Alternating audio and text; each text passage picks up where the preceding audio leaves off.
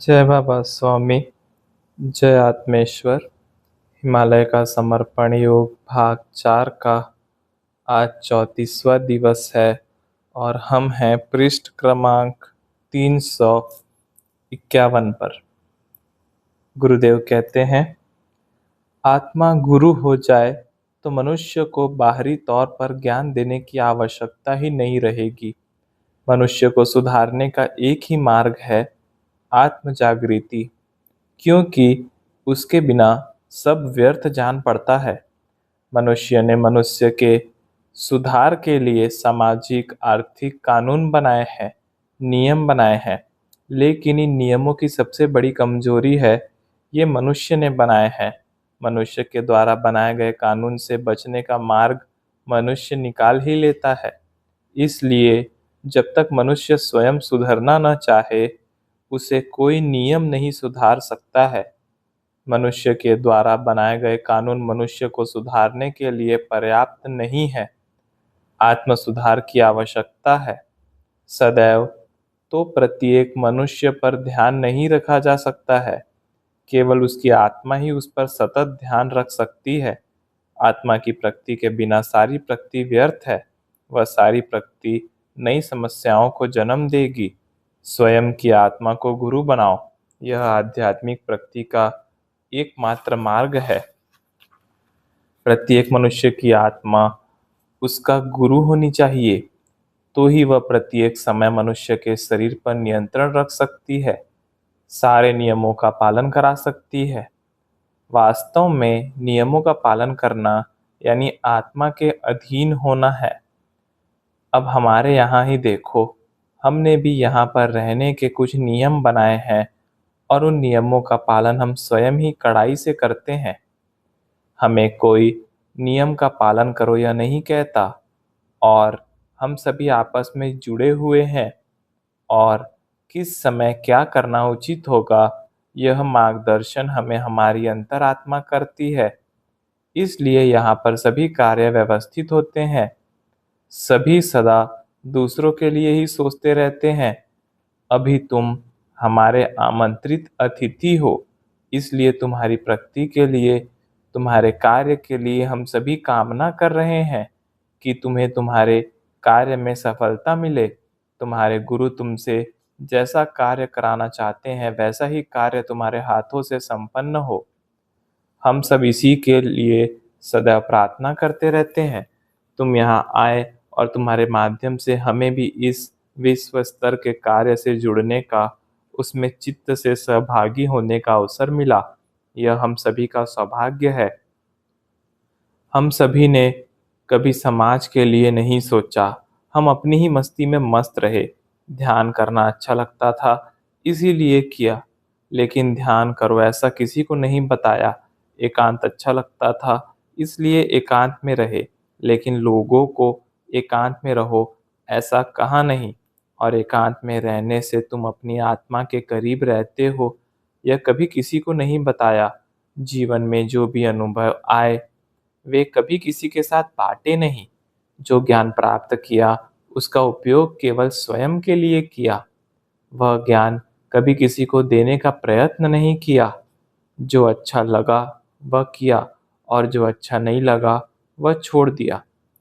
सदा आत्म केंद्रित केंद्रित ही रहे। सदैव मुझे मोक्ष कैसे मिलेगा यह सोचा, दूसरे को मोक्ष कैसे मिल सकता है यह कभी नहीं सोचा। सदा अपना ही विचार किया, दूसरे का विचार नहीं किया। अपना शरीर कैसे पवित्र हो सकता है, अपना शरीर मोक्ष पाने में अपनी क्या मदद कर सकता है। साधनारत रहकर मैं शरीर को कैसे विकारों से मुक्त कर सकता हूँ, मुझे मोक्ष की स्थिति कैसे मिल सकती है। हम सभी इसी मार्ग पर चलने वाले लोग थे, लेकिन तुम्हारे यहाँ आने के बाद हमें तुम्हारा अध्ययन करने पर पता चला कि मोक्ष की स्थिति पाने का तुमने कभी प्रयास नहीं किया और न उसके बारे में कभी सोचा। फिर भी वह स्थिति तो तुम्हें ऐसे ही मिल गई। यानी मोक्ष की स्थिति पाने का प्रयत्न किए बिना भी मोक्ष की स्थिति मिल सकती है, यह जाना। हमें तुम्हारे जीवन के लक्ष्य को देखकर हमारा लक्ष्य बहुत छोटा लगने लग गया, क्योंकि हमारा लक्ष्य तो केवल मोक्ष पाना था और वह हम पा चुके हैं, पर जीवन अभी बाकी है और पाने के लिए कुछ नहीं रह गया है। तो अब प्रश्न है, इस जीवन का क्या उपयोग है? अब हमारा जीवन बेकार है। अपने जीवन को स्वयं समाप्त करना यानी आत्महत्या करना पाप है। वह भी नहीं कर सकते थे, तो अब क्या करें? यह प्रश्न हम सभी के मन में था और इस प्रश्न का उत्तर पाने के लिए हम सदैव ध्यान में भगवान से सामूहिक प्रार्थना करते थे और तुम्हें भेजकर भगवान ने उसका उत्तर दे दिया है। इसीलिए मैंने कहा था, तुम आए नहीं हो, हमारी प्रार्थना ने तुम्हें यहाँ आमंत्रित किया है। तुम्हारे यहाँ आने से हमने यह जाना कि मोक्ष को दूसरों को मोक्ष देकर भी मिल सकता है। तुम्हें मिलकर जाना, जो दूसरों के मोक्ष की चिंता करता है, परमात्मा उसके मोक्ष की चिंता करता है। यह एकदम नया बदलाव हमारी जिंदगी में आया है। हमें हमारे बाकी जीवन को जीने का एक नया उद्देश्य तुम्हारे कारण मिला है। अब हम तुम्हारे साथ चलकर समाज में ध्यान का प्रचार प्रसार तो नहीं कर सकते, क्योंकि हमने हमारे शरीर को अति संवेदनशील कर लिया है, लेकिन प्रार्थना करके तुम्हारे कार्य में तुम्हारे साथ जुड़ सकते हैं। अब हम वही कर रहे हैं, प्रार्थना के द्वारा तुम्हारे कार्य के साथ जुड़ रहे हैं। हम कामना कर रहे हैं तुम्हारे कार्य का विस्तार हो, तुम्हारे कार्य तुम्हारे गुरुओं की इच्छा के अनुरूप ही तुम्हारे हाथों से संपन्न हो। और ऐसा करके हमें बड़ी आत्मिक शांति मिल रही है। ऐसा लग रहा है मानो हमें ही समाज में लाखों आत्माओं में ध्यान का ज्ञान बांटने का अवसर मिल रहा है। हम सभी लोगों के जीवन में तुम एक प्रेरणा शक्ति लेकर आए हो। शरीर भी एक पात्र जैसा ही जान पड़ता है, उसकी भी अपनी एक सीमा है। उसमें एक निश्चित सीमा तक ही चैतन्य भरा जा सकता है, उसके बाद उसे उस चैतन्य की आवश्यकता नहीं होती है और वह उस पात्र से बेकार बहे, वह भी अच्छा नहीं लगता। लेकिन अब वह चैतन्य शरीर रूपी पात्र से कहाँ बहे, वह स्थान तुमने हमें बताया है। हम भी एक स्थिति में जाकर अटक गए थे। तुम्हारा यहाँ आना सामान्य घटना नहीं है, यह दोनों ओर सकारात्मक प्रभाव डाल रही है। जहाँ एक ओर हमें जीवन का नया उद्देश्य मिला कि हमें एक अच्छे ईश्वरीय कार्य में शामिल होने का अवसर मिला और उससे हमें एक समाधान प्राप्त हुआ, वहीं दूसरी ओर इस ध्यान के प्रचार कार्य को एक नई शक्ति भी प्राप्त हुई है। इससे दोनों का लाभ है, देने वाले को समाधान का और लेने वाले को आध्यात्मिक प्रगति का लाभ है। हो सकता है समाज में जाओगे तो लोग प्रथम अपनी सांसारिक समस्याएं लेकर ही तुम्हारे पास आए, क्योंकि वे उसमें ही लिप्त हैं। लेकिन धीरे धीरे उन समस्याओं में से उन्हें बाहर निकाल कर उन्हें उनका ही गुरु बनाओ, तो फिर वे न उन समस्याओं में लिप्त होंगे और न उन समस्याओं की ओर ध्यान देंगे और न उनके जीवन में नई समस्याएं जन्म लेंगी। क्योंकि समस्या की ओर ध्यान नहीं देते हैं तो वह समस्या स्वयं ही समाप्त हो जाती है। ध्यान मनुष्य को संतुलित बनाता है और संतुलित मनुष्य को कभी समस्या नहीं होती है। संतुलित मनुष्य के प्रयास संतुलित होते हैं और उसके परिणाम भी संतुलित एवं सफल होते हैं। आध्यात्मिक अनुभूति आध्यात्मिक क्षेत्र में अंतिम है, क्योंकि इसके आगे कुछ भी नहीं है। पाने के लिए इसके बाद कुछ नहीं होता है। इसके आगे मनुष्य को स्वयं ही प्रयास करने होते हैं। इसलिए इस मार्ग पर वे ही लोग आएंगे जिन्हें तुमने पूर्व जन्म में आश्वासन दिया था, और वे भी अपने पूर्व कर्मों के अनुसार आएंगे। उन्हें अनुभूति प्राप्त होने के कुछ समय के बाद अपने ही भीतर से अपने पूर्व जन्म की प्रेरणा शक्ति प्राप्त होगी और उस प्रेरणा शक्ति से वे अपना पूर्व जन्म और उनका और तुम्हारा क्या रिश्ता है वह जानेंगे, और वह जानने के बाद ही उनका इस मार्ग में आगे बढ़ना प्रारंभ होगा। समाज में लोग अभी भी प्राण शक्ति को नहीं जानते हैं। लोग अभी भी प्राण शक्ति को प्राण वायु ही समझते हैं। प्राण शक्ति अलग होती है, प्राण वायु अलग होती है। प्राण वायु का संबंध शरीर के साथ होता है। प्राण वायु प्रत्येक सांस के साथ मनुष्य ग्रहण करता है। प्राण वायु के ऊपर आसपास के वातावरण का खराब प्रभाव पड़ता है। अधिक भीड़ भाड़ वाली जगह पर प्राणवायु का प्रमाण कम हो जाता है। प्राण शक्ति प्राणवायु से अलग होती है। मनुष्य के चित्त की स्थिति के अनुसार पर प्राण शक्ति कम अधिक होती रहती है। प्राण शक्ति से ही मनुष्य का आभा मंडल बनता है। प्राण शक्ति अनुभव हो सकती है। अधिक प्राण शक्ति वाले मनुष्य के पास जाने पर मनुष्य को अच्छा लगता है। प्राण शक्ति कुछ तपस्वियों में बहुत अधिक होती है। इस प्राण शक्ति में एक प्रकार का चुंबकीय आकर्षण होता है जो सामने वाले को प्रभावित करता है। लेकिन प्रायः ऐसे व्यक्ति बड़े शांत होते हैं। इस प्राण शक्ति का प्रभाव उन मनुष्यों के आसपास सदा रहता ही है और जानकार लोग उसे देख भी सकते हैं, उसे अनुभव भी कर सकते हैं। चित्त की शुद्धता से चित्त सशक्त होता है और चित्त सशक्त होने पर प्राण शक्ति बढ़ जाती है। एक प्रकार का सकारात्मक प्रभाव महसूस होता है। तुम्हारे यहाँ आने से यहाँ का वातावरण बदल गया है, क्योंकि तुम्हारे साथ तुम्हारे गुरुओं की शक्तियाँ भी यहाँ आ गई है। वे सदा तुम्हारे साथ ही चलती रहती है। बड़ा अच्छा वातावरण हम भी महसूस कर रहे हैं। गुरु शक्तियों की एक सामूहिकता ही यहाँ तैयार हो गई है। हम काफी समय तक चर्चा करते रहे। बाद में कुछ मुनि एक चाटन अवलेह देकर गए।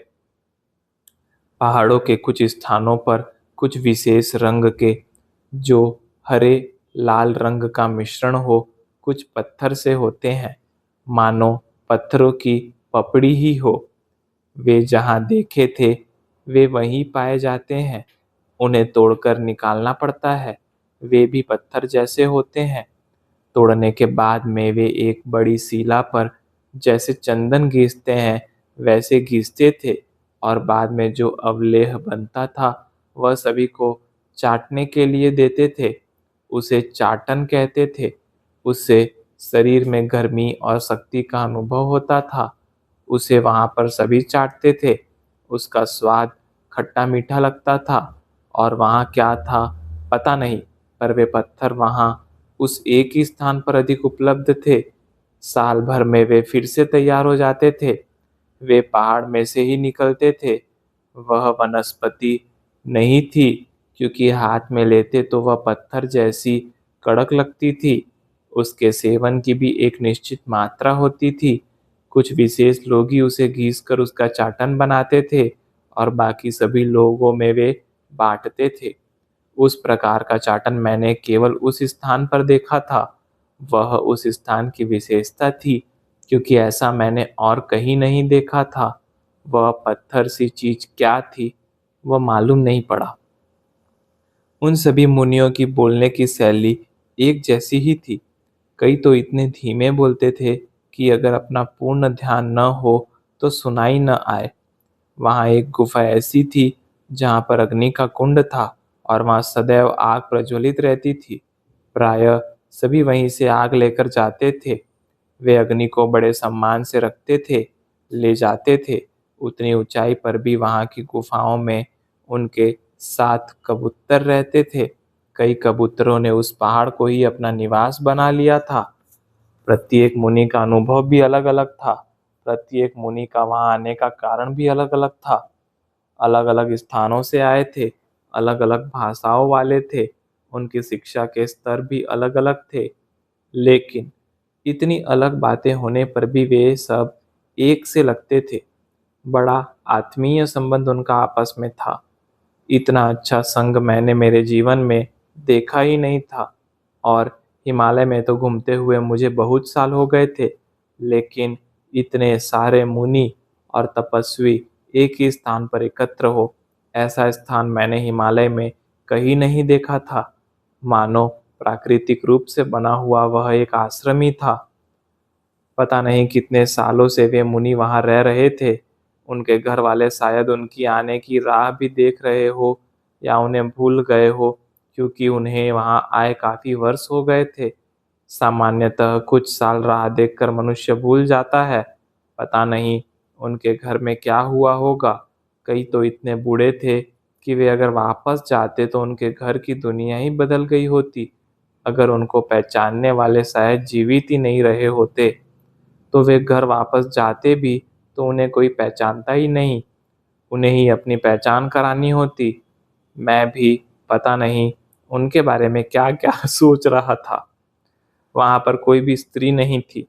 मेरे पूरे हिमालय प्रवास में मुझे आज तक कोई साध्वी कभी नहीं मिली। और वहाँ जो ऋषि मुनि है, वे स्त्रियों को वहाँ आने भी नहीं देना चाहते थे। सभी ने अपने आभा मंडलों से सीमाएं बांध दी थी और उसमें वे किसी स्त्री को आने ही नहीं देना चाहते थे। ऐसा क्यों हुआ होगा?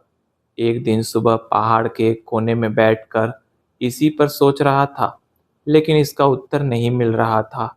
मैं सोच रहा था, क्या सचमुच स्त्री आध्यात्मिक साधना में बाधक है? ऐसा है या ऐसा माना जाता है? बचपन में विश्वामित्र और मेनका की जो कहानी मैंने मेरी नानी के मुख से सुनी थी, क्या वह सत्य घटना थी कि वह भी केवल कहानी ही रही होगी? विश्वामित्र मुनि इंद्र पद चाहते थे, इसलिए वे ध्यान साधना करने लगे और उनकी तपस्या भंग करने के लिए स्वर्ग से इंद्र ने मेनका अप्सरा को भेजा और उसने श्री विश्वामित्र मुनि के सामने नाचकर उनका ध्यान अपनी ओर आकर्षित किया और उनको अपने मोह पाश में बांधकर उनकी तपस्या भंग की। यह कहानी मैंने सुनी थी। क्या स्त्रियां इतनी बुरी होती हैं? लेकिन सभी पुरुषों को जन्म देने वाली स्त्रियां ही तो है। अगर स्त्रियां न होती तो पुरुष जन्म ही कैसे ले सकते थे? ये सब विरोधाभासी लग रहे थे। मैंने सोचा, पुरुष जैसे सब कुछ छोड़कर चाहे जहां वहां भाग सकता है, वैसे शायद कोई स्त्री सब छोड़कर भाग नहीं सकती। शहरों से भी लड़के भाग कर आते हैं, लेकिन कोई लड़की कभी भाग कर नहीं आती है। ऐसा क्यों होता होगा? क्या लड़की की भागने की कभी इच्छा नहीं होती होगी या वह भाग नहीं पाती होगी? पता नहीं क्यों ऐसा लगा कि प्रत्येक पुरुष में स्त्री के प्रति एक सुप्त आकर्षण होता है और वह वास्तव में उसकी कमजोरी है। और अपनी इस कमजोरी को छिपाने के लिए वह स्त्री को दोष देता है। स्त्रियां बुरी होती है। स्त्रियों के पास आने से ध्यान साधना नहीं हो सकती। वे ध्यान साधना में विघ्न डालती है। लेकिन क्या वास्तव में वे विघ्न डालती है, या पुरुषों ने ही ऐसा कहकर एक वातावरण बना दिया है, या पुरुष प्रधान संस्कृति होने के कारण मोक्ष पाना केवल पुरुषों का अधिकार है, ऐसा माना गया हो और ध्यान करना भी पुरुषों का एकाधिकार बना हुआ हो, जबकि आत्मिक स्तर पर तो कोई भिन्नता नहीं है और प्रत्येक मनुष्य को मोक्ष पाने का अधिकार है, तो फिर स्त्रियों को क्यों नहीं है? आज एक स्त्री की सहायता से ही मैं यहाँ तक आ सका हूँ, तो मेरा तो अनुभव अलग ही रहा है। मेरे जीवन में पत्नी के आने के बाद ही सारी आध्यात्मिक प्रगति हुई है। मेरा अनुभव दुनिया से अलग क्यों है? यहाँ पर स्त्री नहीं है, पर ये स्त्री देवता की उपासना तो कर ही रहे हैं। ये ऐसा क्यों हो रहा है कि स्त्री देवता चाहिए पर स्त्री नहीं चाहिए? ऐसा कब से हुआ होगा और ऐसा क्यों हुआ होगा? ध्यान से एक स्थिति प्राप्त होती है। वह स्थिति प्राप्त होने के बाद स्त्री और पुरुष यह भेद ही समाप्त हो जाता है, क्योंकि दोनों में एक ही आत्मा है। स्त्री की आत्मा अलग और पुरुष की आत्मा अलग ऐसा कुछ नहीं होता है। जो भिन्नता है वह शरीर की ही है, और लिंग तो प्रत्येक जन्म में अलग अलग हो सकता है। स्त्री प्रत्येक जन्म में स्त्री ही होती है और पुरुष प्रत्येक जन्म में पुरुष ही होता है, ऐसा भी नहीं है। प्रत्येक जन्म के साथ लिंग बदल सकता है। यदि स्त्री इतनी बुरी है, तो फिर स्त्री देवता की उपासना क्यों? वह भी नहीं होनी चाहिए। और अगर आत्म जागृति से स्त्रियों को वंचित रखा तो आधे से ज्यादा मनुष्य समाज तो आत्मज्ञान से वंचित ही रह जाएगा, क्योंकि संसार में आधी तो स्त्रियां ही हैं। स्त्री के शरीर की संरचना में ही बड़ी चिउटता, जूझारूपन होती है। जन्म लेने के लिए भी उसे संघर्ष करना होता है, क्योंकि आसानी से कोई जन्म भी नहीं लेने देता है। उसके गर्भ में आने पर कोई खुशी का वातावरण नहीं होता और न कोई उसके आगमन की प्रतीक्षा करते रहते हैं। ऐसी विषम परिस्थितियों का सामना स्त्री भ्रूण को मां के गर्भ में रहते हुए ही करना होता है। लेकिन ऐसी कठिन परिस्थितियों में भी जीवित रहना, संघर्ष करना, यह गुण उसमें नैसर्गिक होता है। इसलिए जो नैसर्गिक गर्भपात होते हैं वे प्रायः पुरुष गर्भ के ही होते हैं। स्त्री गर्भ से ही चिवट होती है और संघर्षपूर्ण स्थितियों में अपने आप को बचा लेती है। जैसी भी परिस्थितियां हो, उन परिस्थितियों के अनुसार अपने आप को ढाल लेती है, क्योंकि मनुष्य समाज में उसका स्थान दूसरा ही होता है। इसलिए उसके मन में दूसरे स्थान पर जाने का डर नहीं होता है। बाद में जब वह जन्म लेती है, रहन सहन में, खान पान में भी उसे समान व्यवहार नहीं मिलता है, लेकिन उसमें जन्म से जो सहनशीलता होती है उसी के कारण वह सब सहन करती है। जय बाबा स्वामी, जय आत्मेश्वर।